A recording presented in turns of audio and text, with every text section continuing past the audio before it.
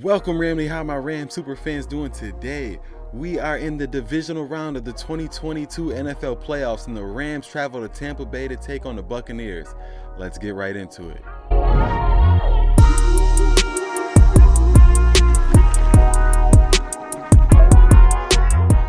The Rams are coming off of an impressive win over the Arizona Cardinals. I already did a deep dive into that game, so no need to talk about it here. If you haven't seen it yet, make sure you check it out after watching this video. Now the Bucs are coming off of a win against the Eagles. This was a game where it was extremely obvious that one team was on a completely different level than the other. This game also made the case that the NFL is watering the playoffs down by letting 7 teams into both the NFC and AFC playoffs. The Eagles and the Steelers are not playoff talent level teams. But I get it, the Bucs can only play who is put in front of them, and it was the Eagles. Not only did Tom Brady look as good as ever, but the defense played great as well. The Bucs definitely look like a team that can compete for another title. But it was the Eagles, so we should temper our expectations here. But then again, some would say the same thing about the Rams beating the Cardinals. Now let's talk about these team injuries. Now, the Bucs obviously no longer have Antonio Brown, and wide receiver Chris Godwin has been gone for a while with a torn ACL.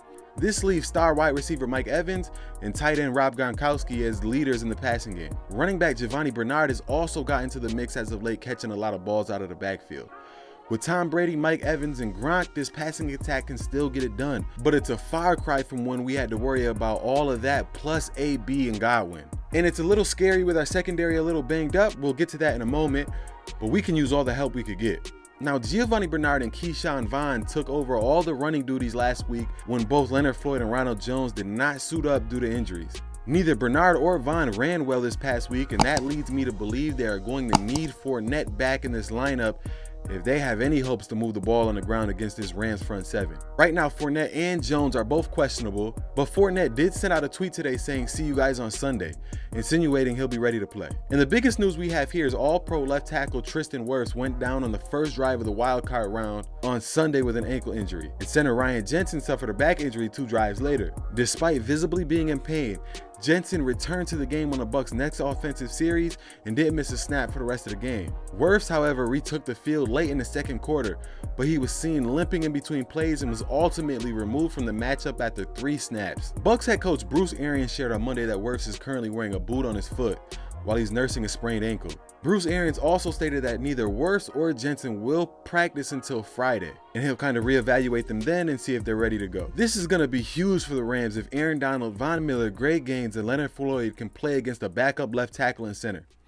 I think it's a safe bet to say Ryan Jensen, the starting center, will probably play, but Wirfs is definitely up in the air. As you guys already know, both starting safeties Taylor Rapp and Jordan Fuller did not play last week.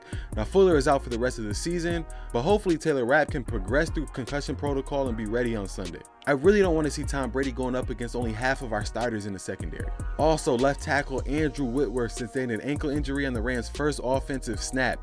While he was initially replaced by Joe Noteboom, he returned for the second offensive series and played the remainder of the first half before ultimately getting shut down coming out of halftime. Coach McVay has stated that they are still awaiting the results of a scan and that Big Whit will be currently listed as day-to-day. As much as I love that big fella, it's nice to be able to slide Joseph Noteboom in at left tackle and his O-line not miss a beat. I am a big fan of Joe Noteboom. If Whitworth can't suit up, I got all the faith in the world that Noteboom can get it done. Also, cornerback David Long Jr. He sustained a knee injury with 2:35 left in the first half and did not return. However, according to Coach Sean McVay, the initial feedback they got from Long's injury was positive. We definitely need him healthy since we are dealing with a banged up secondary to begin with. Sean McVay also stated there is a possibility that linebacker Ernest Jones and running back Darrell Henderson may return this week. I would love to get Ernest Jones back in that linebacker core.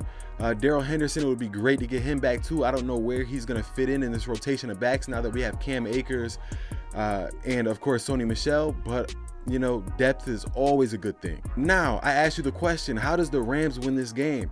The last time these teams played each other was in week 3. Stafford had a damn near perfect game. Now, I don't think we need a perfect game this time around, but we definitely need him to play really good. And I know I sound like a broken record, but that means no turnovers. The most important thing here is we cannot give up points to a Bucs team by turning the ball over. You cannot spot Tom Brady any points here. Also, the Bucs running game is quietly in shambles. Our front seven must continue to not only stuff the run, but pressure Brady. The Eagles got to Brady 4 times last week and hit him 6 times. And we definitely have the talent to get to him a lot more than the Eagles can, especially if their offensive line isn't 100% healthy. Now it's only right I ask you the question, how can the Buccaneers win this game? It's pretty simple. You confuse Stafford, force him to turn the ball over a few times, and you let Tom Brady be Tom Brady and pick apart a banged up secondary.